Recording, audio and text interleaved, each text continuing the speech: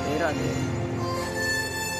और बड़े भाग मानुष तन पावा, बड़े भाग दिवचंद मानुष तन पावा, बड़े भाग मानुष तन पावा, बड़े भाग मानुष तन पावा, सुरगोर लभ सदा ब्रह्मन गावा, सुरगोर लभ सदा ब्रह्मन गावा, सुरगोर लभ सदा ब्रह्मन गावा, सुरगोर लभ सदा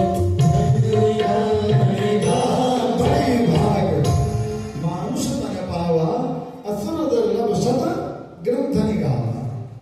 बड़े भाग्य से 84 लाख योनियों में जन्म लेने के बाद, लंबरदार जी हम कुछ कहते रहते हैं हमेशा आपको,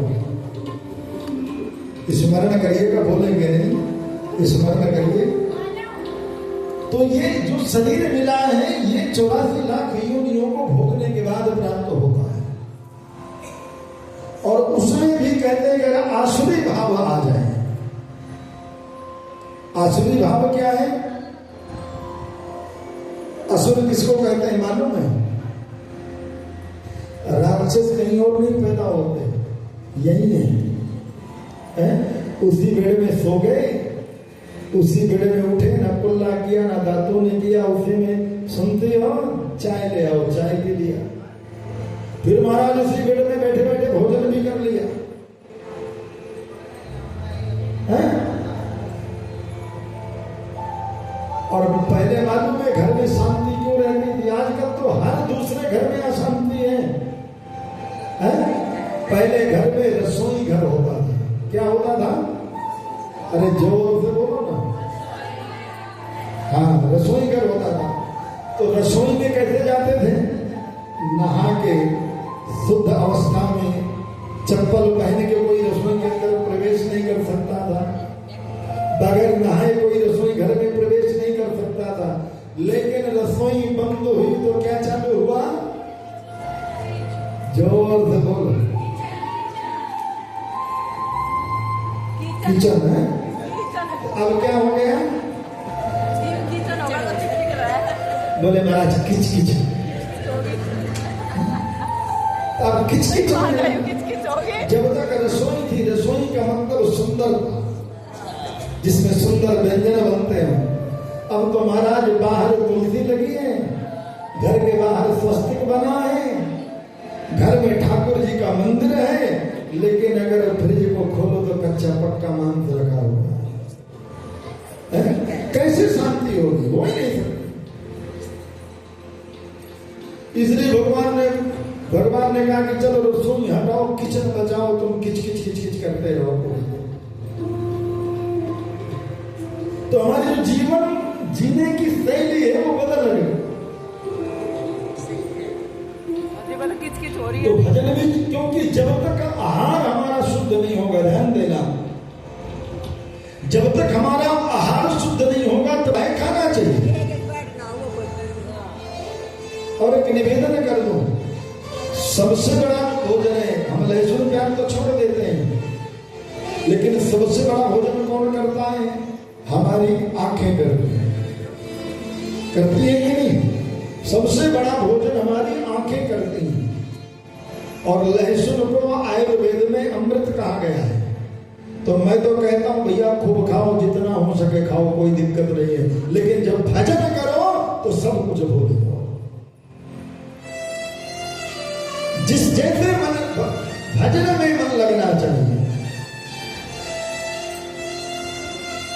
घर में तो लहसुन प्याज छोड़ दिया, बाहर निकल के रिक्शे वाले को गाली दे रहे हो, मजदूर की मजूरी काट रहे हो, न खिली न खिली। ये छड़बंगुर है, रात में सोए, सुबह उठेंगे कि नहीं उठेंगे किसी के पास गारंटी नहीं। बड़े बड़े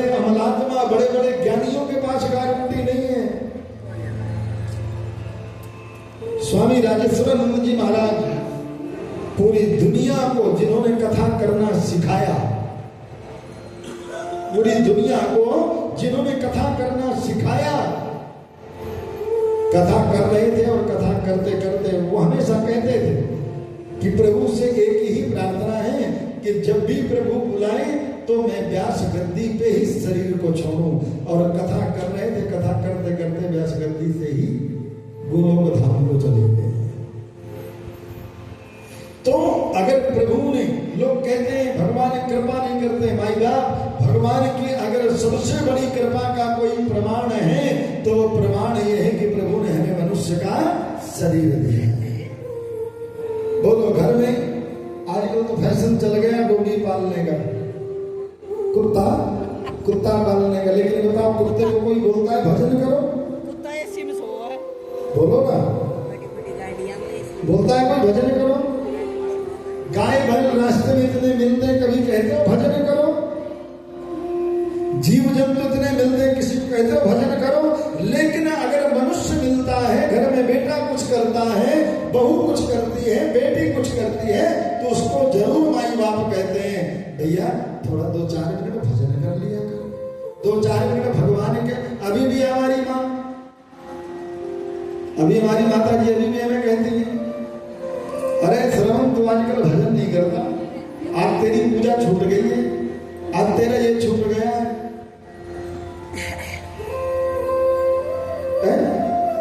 लेकिन जानवर को तो कोई नहीं कहता, आए हो ऐसे ही चले जाओगे, ऐसे ही यातनाओं को सहते रहोगे। तो बोलो ना जय श्री कृष्णा। पीछे वाले ढीले बोल रहे हैं। हाँ, हमने बंटवारा कर दिया है लिस्ट, देखना है जय श्री कृष्ण में आगे वाले जीतेंगे या पीछे वाले। तो जो प्रभु ने जो शरीर दिया है, क्योंकि साधन मोक्ष धाम बोलेगा, उसी प्रकार किसी के पास पूछने की जरूरत नहीं है। आप लोग मंदिर जा, महाराज जब ऐसे ऐसे गर्दन होने लगती, पहले तो पूछते नहीं हो, जब ऐसे ऐसे गर्दन होने लगती, अरे माता जी ठीक हो? अरे महाराज अब तो मुक्ति हो जाए बस, है? तो महाराज कहाँ से मुक्ति दे देगा? महाराज नहीं मुक्ति दे पाएगा, मुक्ति देने वाला तो मेरा गोविंद ही है। लेकिन जो उस मुक्ति द्वार की चाबी है वो तुम्हारे पास है, न महाराज के पास है, न किसी ज्योतिषी के पास है, न किसी गुनागर के पास है। वो जो मोक्ष धाम की चाबी है वो तुम्हारे पास है। ये जो शरीर मिला है ये मोक्ष के दरवाजे की चाबी है। अभी आपकी मर्जी है, चाहे उस दरवाजे को खोल लो या फिर उसको बंद रहे। साधना मोक्ष धाम कर द्वारा अब पाई न कहीं पर लोग सुधारा। तो इस शरीर जो है सिर्फ इसलिए नहीं मिला कि भोजन कर लिया, व्यापार कर लिया, सो गए। ये खूब व्यापार भी करिए।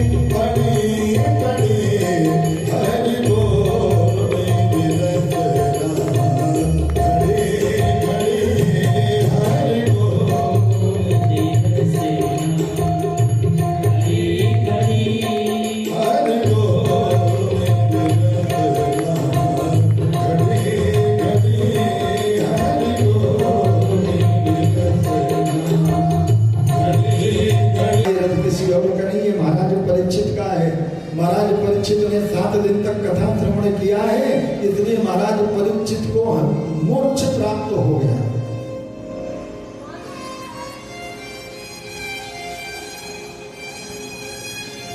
ब्रह्मा जी ने तुरंत प्रणाम किया, देवताओं ने भी प्रणाम किया और ब्रह्मा जी ने कहा पागलों, भागवत कोई किताब नहीं है,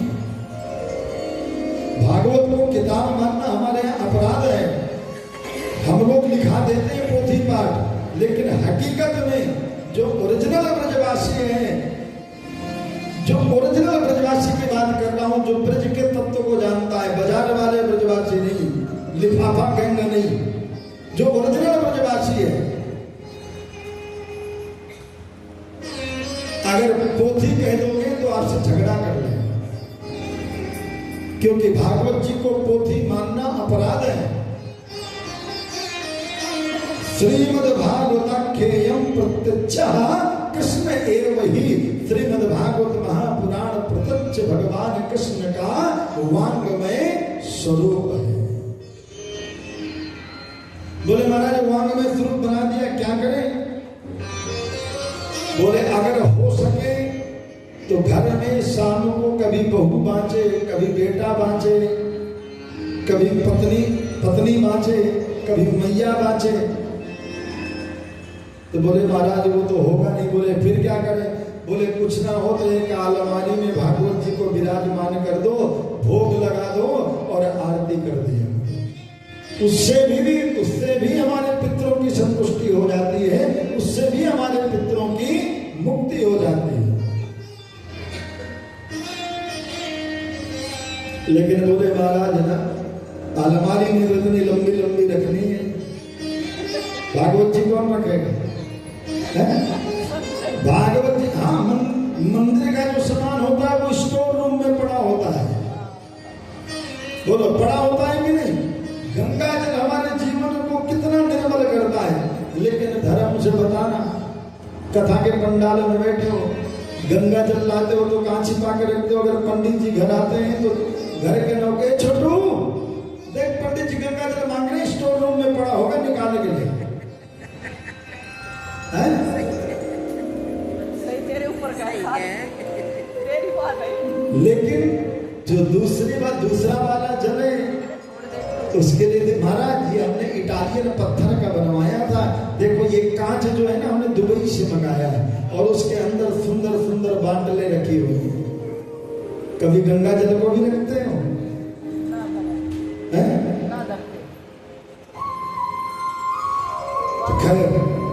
अलमारी में भागवत जी को विराजमान कर दें और विराजमान करके भागवत जी को पूजा आरती करने से भी वही फल प्राप्त होता है जो आपको पढ़ने से प्राप्त होता है। बोलो जय श्री कृष्ण।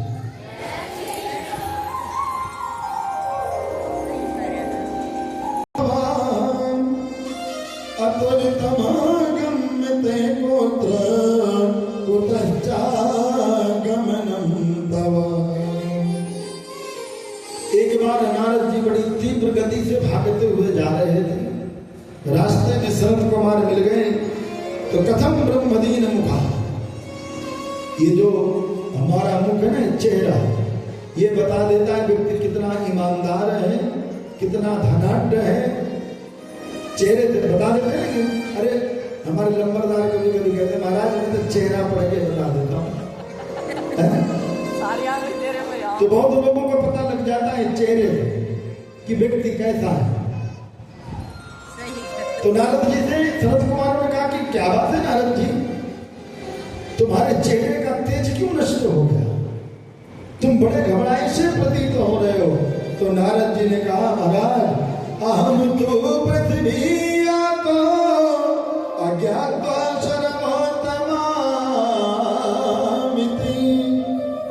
पुष्करम चा प्रयागम चा गोदकाशम गोदावरीम तथा।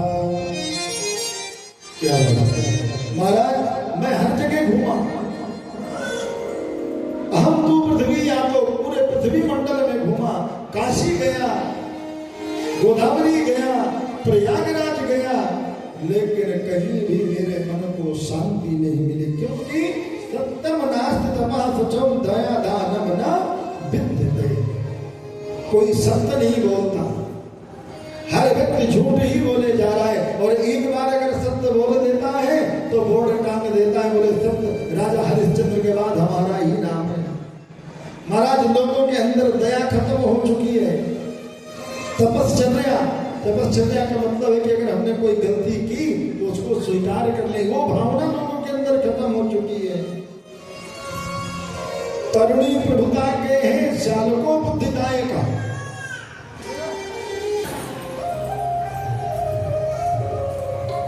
ना योगी ना सिद्धो ना ज्ञानी सब क्यों डरा। कोई योगी नहीं बचा, कोई ज्ञानी नहीं बचा, सबके अंदर जो है लालच की भावना जागृत हो चुकी है। लेकिन तदचर्या मया दृष्ट अश्रूयता तन मुनीश्वर। लेकिन महाराज में जैसे घूमते घूमते घूमते घूमते वृंदावन पहुंचा, जैसे वृंदावन का नाम लिया तो संत कुमार ने कहा तुमने वृंदावन में क्या देखा? क्योंकि वृंदावन का नाम आते ही मुख मीठा है जाए। बोले वृंदावन में तुमने क्या देखा? बोले महाराज मैंने वृंदावन में देखा एक 16 वर्षीय यानी 16 वर्षीय युवती बैठी हुई है, उसके अगल बगल इधर उधर 2 बूढ़े बाबा लेटे हुए हैं और हजारों नर नारियां उसको पंखा कर रही हैं। उस स्त्री ने आवाज लगाई, ओ जैसे उस स्त्री ने मुझे देखा उसने आवाज लगाई, ओ महात्मा जी, ओ महात्मा जी, रुको रुको रुको। नारद जी कहते हैं मैं जैसे उस स्त्री के पास रुका, मैंने पूछा देवी सनातन और सनत कुमार ये 4 भाई हैं, चारों भाई व्यासगद्दी पर बैठे, कथा प्रारंभ हुई। लेकिन बोले महाराज सुनाना किसको है? तो एक आसन पर नारद जी बैठे और 3 आसन और रख दिए गए, मां भक्ति के लिए, ज्ञान और वैराग्य के लिए। वैसे तो नियम ये है कि कथा हमेशा गठजोड़े के साथ सुनना चाहिए। बोलो ना जय श्री कृष्ण। कैसे सुनना चाहिए? लेकिन अभी महानगर भैया काम नहीं करोगे तो खाओगे क्या?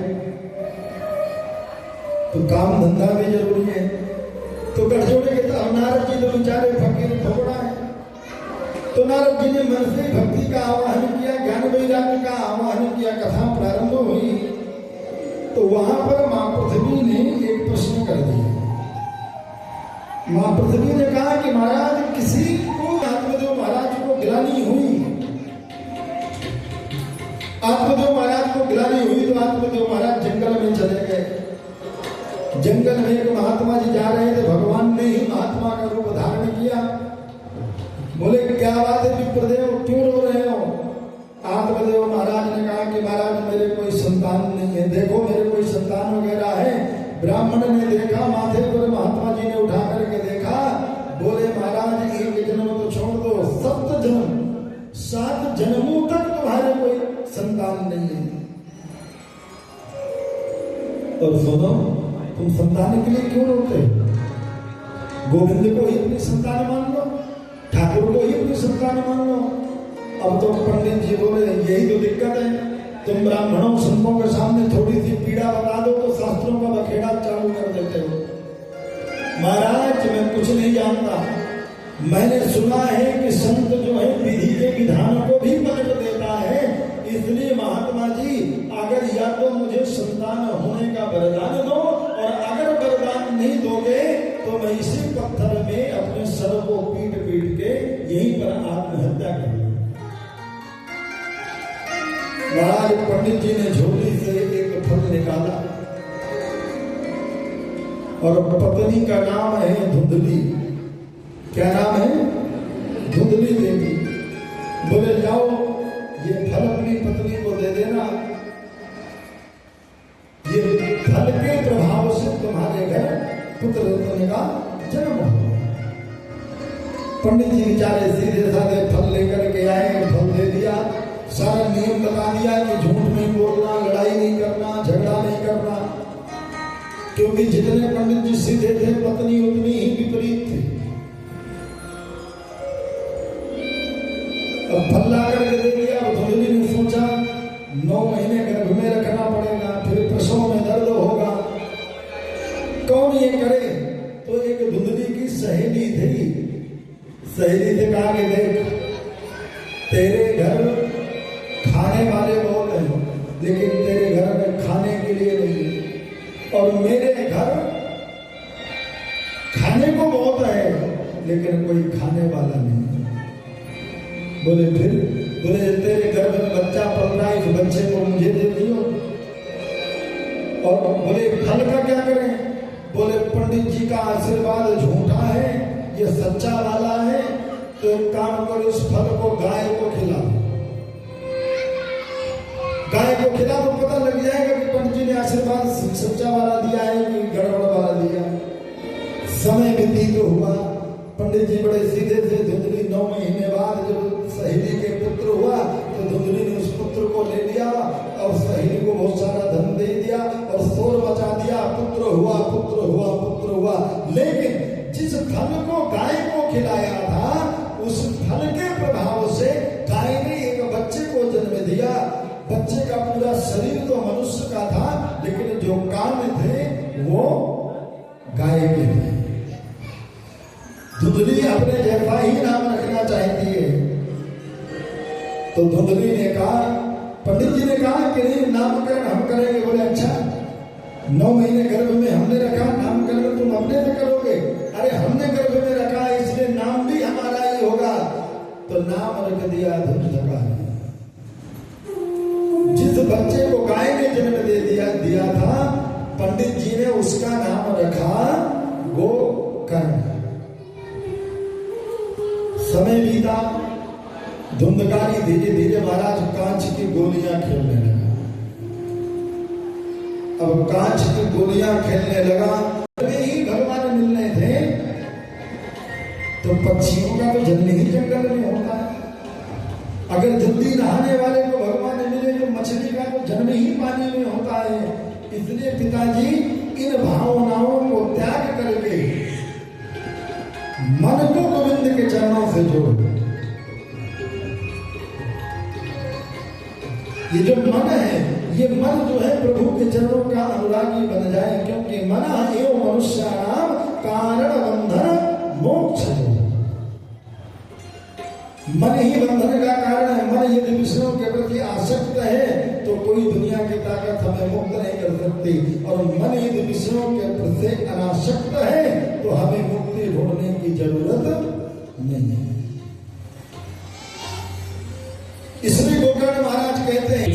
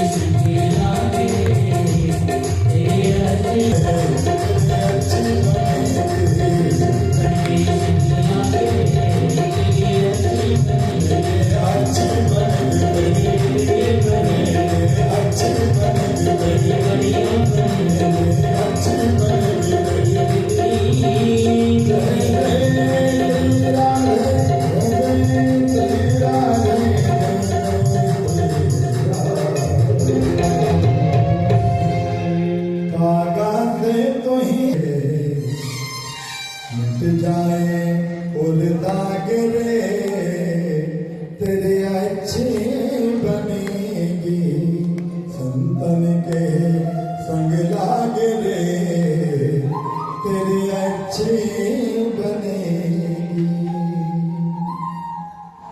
महाराज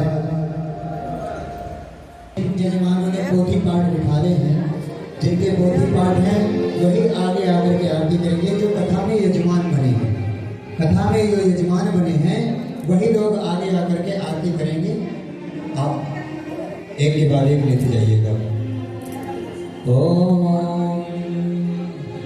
इदगो हवे ही प्रजनन्ने असित समीरगो सर्वगणगो शस्त्रे आत्मसनिप्रजा सनिपसनि लोक सन्निभयसनि अनिहि प्रजा बहुला में परद्युम्नं तयोरेदो तस्मासु धत्त श्री वागी विभ्रमीते आरति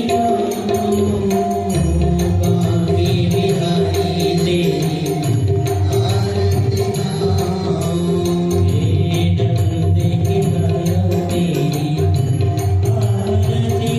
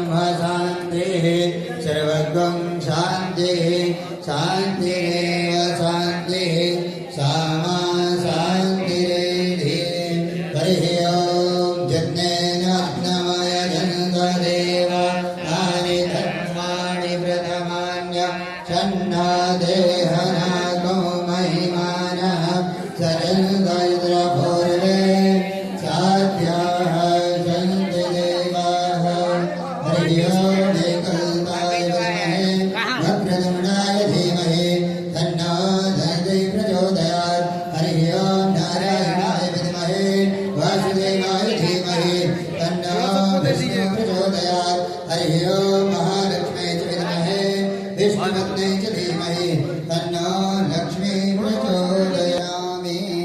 अपने स्थान पर परिक्रमा लगा लेंगे। ज्ञान कानि च पापानि जन्मानि प्रकृतानि च तानि सर्वाणि सन्तु प्रदक्षिणायाः पदे पदे।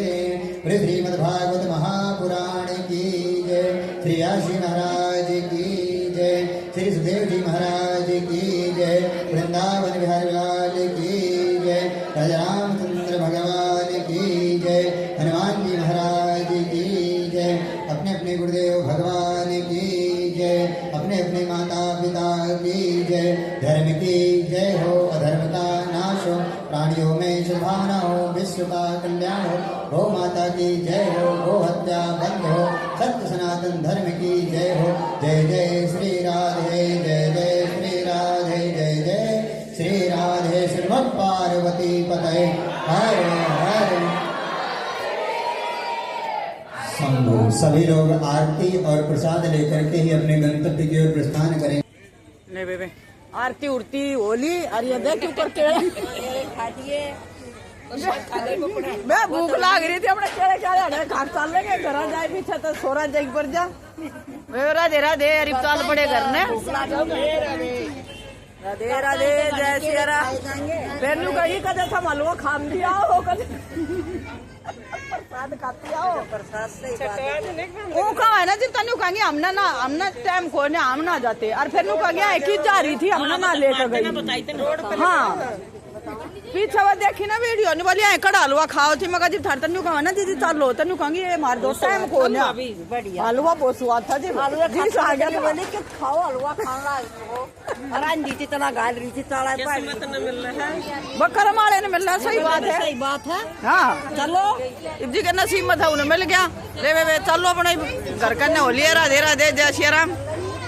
बाकी तड़का बताओगे ले बना लो तो। हाँ ले ले निकले प्रसाद। केला नहीं खाओ प्रसाद खाओ। प्रसाद का केला घर का। हाँ ये भागवत का प्रसाद है। ये मिले किसको देख लो। भागवत का प्रसाद है किस्मत वाले ने मिला है।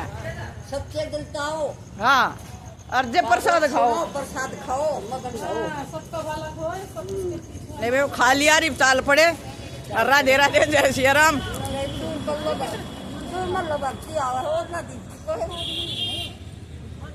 गणिये है